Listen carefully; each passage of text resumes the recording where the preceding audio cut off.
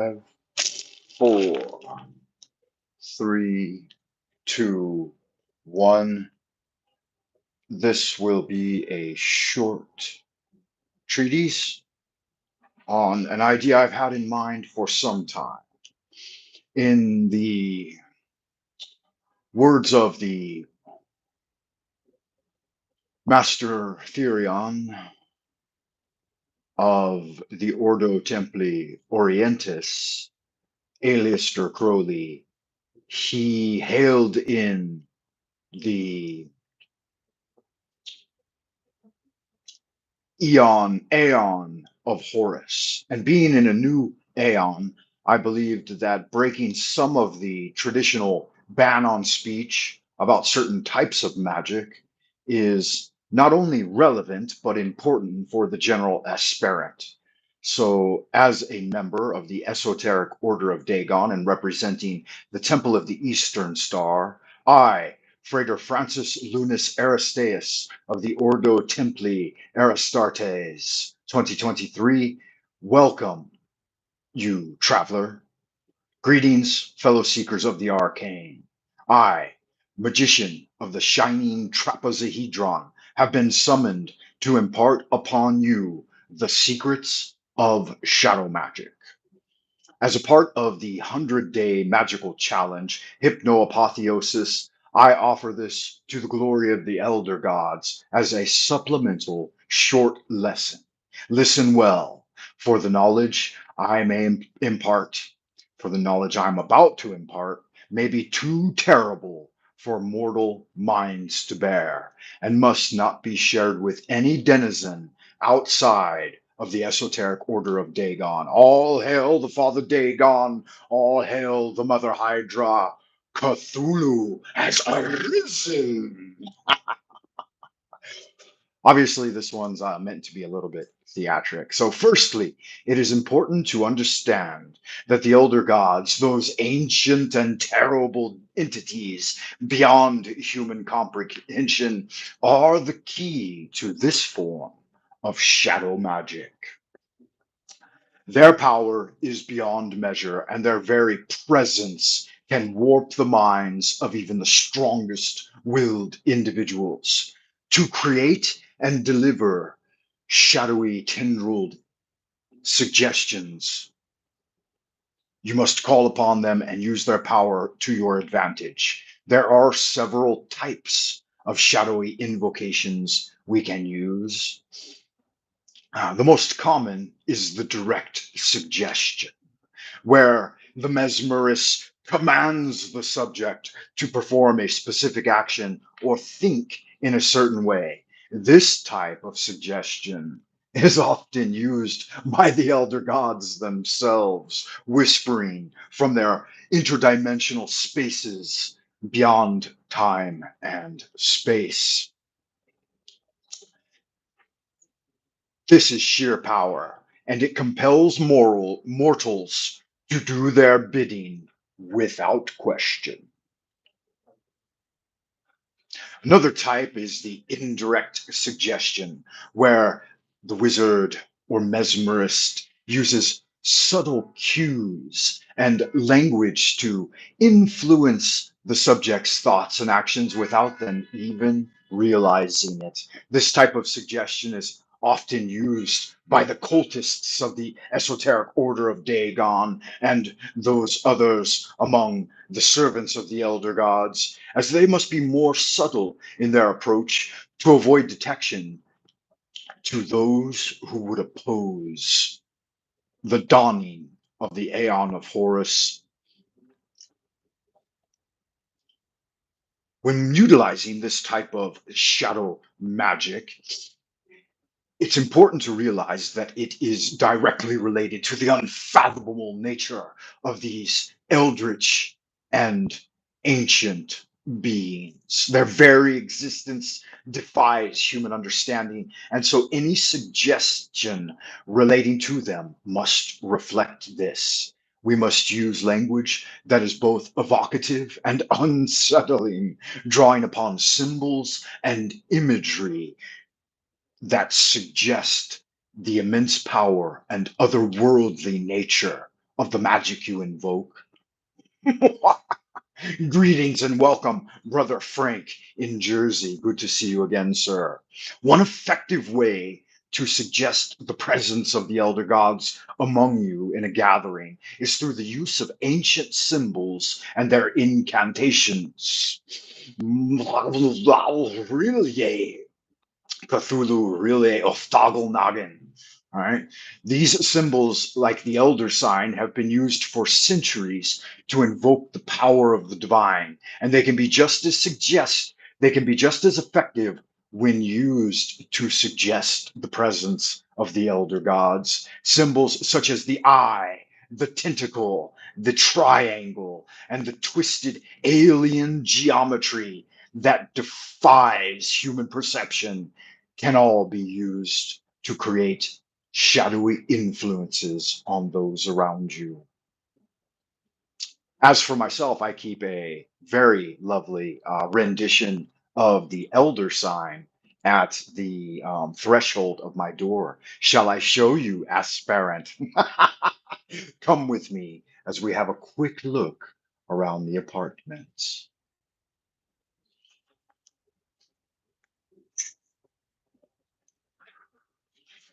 So along this cosmic horror theme, which I'm obviously being theatric, I keep up here at the wall. I have seen the dark universe yawning, where the black planets roll without aim, where they roll in their horror unheeded, without knowledge or luster or name. That's to remind me of the elder gods' influence around us. Of course, I've got a little friendly reminder here when turning on the light switch to trust your instincts. Good magic. The wand of passion, the cup of compassion, the athame of intelligence, and the pentacle of prosperity. Again, another little reminder from Lovecraft that you are always an outsider, a stranger in this century, and among those who are yet still men. The tentacles, right? Okay, so Azathoth is a frog god, right? So here's a little hand painted greeting to the Shub Niggurath. No, not Shub Niggurath is the black goat of the woods. I think is it Azathoth that is the idiot god at the center of the cosmos with his amorphous dancers and the piping, the shrill piping of that demoniacal flute that keeps him in slumber. Okay, so that's what I wanted to show you was up here is a beautiful rendition of the elder sign. There you have it. So just to remind the aspirant that remember, O neophyte, goodness alone is power, silence is strength, will regaineth omnipotence, and love lieth at the foundation. And that's from the Hermetic Brotherhood of Luxor, of course. I believe that was 1908. So there you have it. Let me finish up with you this brief transmission on shadow magic. Join me, aspirant.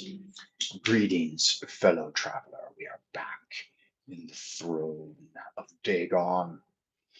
Yeah, within the abodes of my watery throne.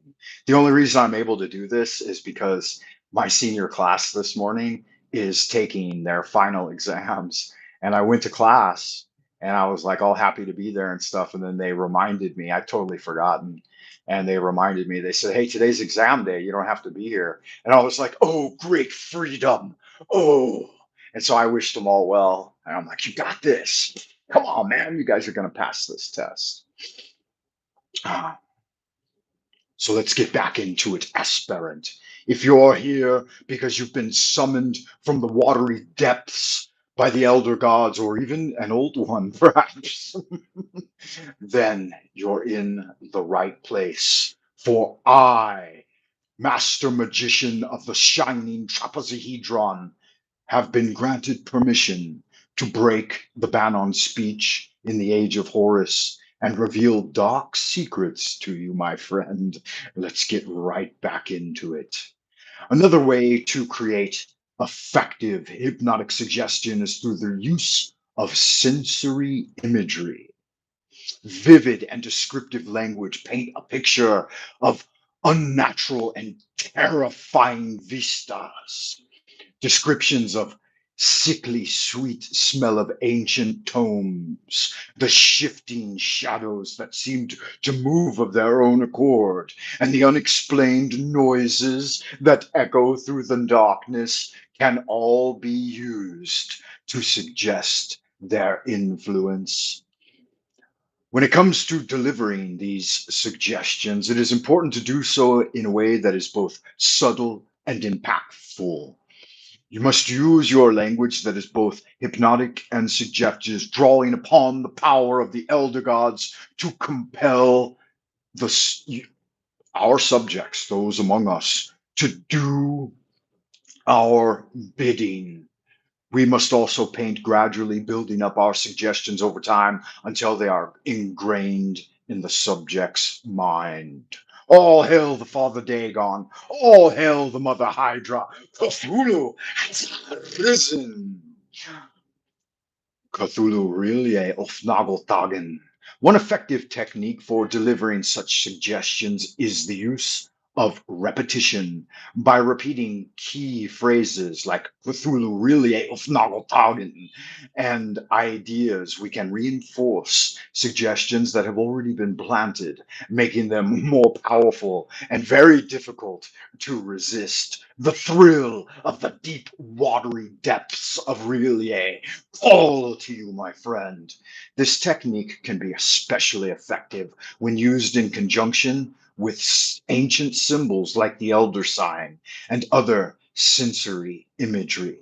The creaking of boards, the slow opening of a door or window, the blowing of wind through dry autumnal trees, and a small bell tinkling deep within the shadows of a cemetery, the howl of a wolf on a moonlit night.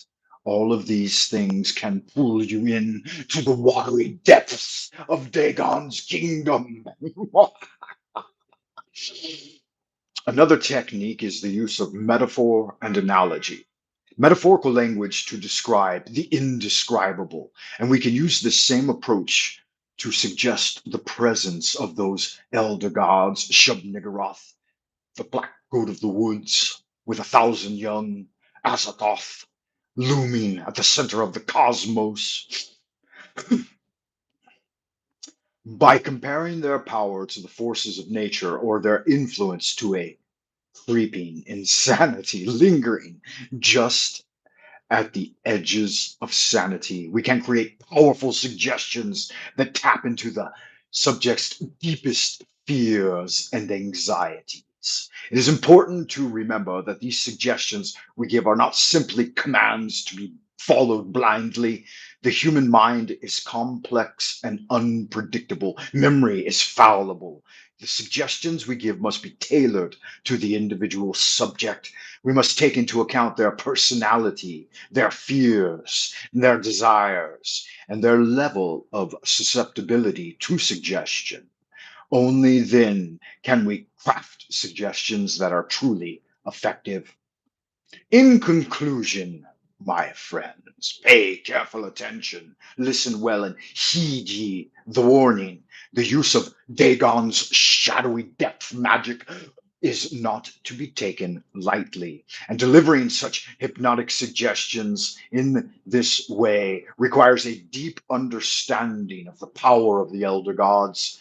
You must use symbols, sensory image, and metaphorical language to suggest their presence and influence, and to invite the aspirants' supplication to their wonderful, omnipotent power. And we must be patient and persistent in our delivery. But we must also remember that the human mind is not a tool to be wielded without care.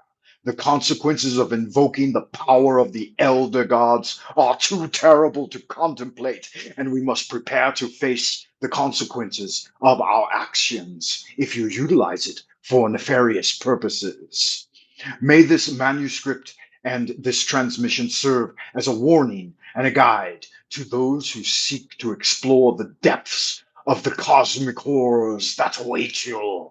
The power of the elder gods is immense, but so too is the danger that comes with invoking their influence. Proceed with care and caution in all your endeavors, lest ye unleash forces beyond your control.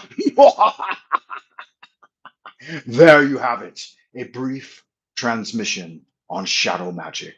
I hope you have enjoyed coming along with me on this magical journey of the 100-Day Magical Challenge. We are on day 4 of Hypno Apotheosis. And maybe, Aspirant, you found, like Frater Francis Lunas has, that you have a deep, dark, shadowy alter ego that may dwell deep within Relie, in the shadowy depths of the watery kingdom, where you tread those aqueous ways immortally and without end. And if you find that you know something of the Eye of Dagon in the triangle, then I invite you, aspirant, to join me on the 100-Day Magical Challenge. All hail the Father Dagon, all hail the Mother Hydra, for Cthulhu has risen in the Aeon of Horus. Welcome, aspirant. I look forward to communicating with you in the abodes of the future. Until then, keep doing good magic. Ad astra per aspera, as we travel down the primrose path to oblivion.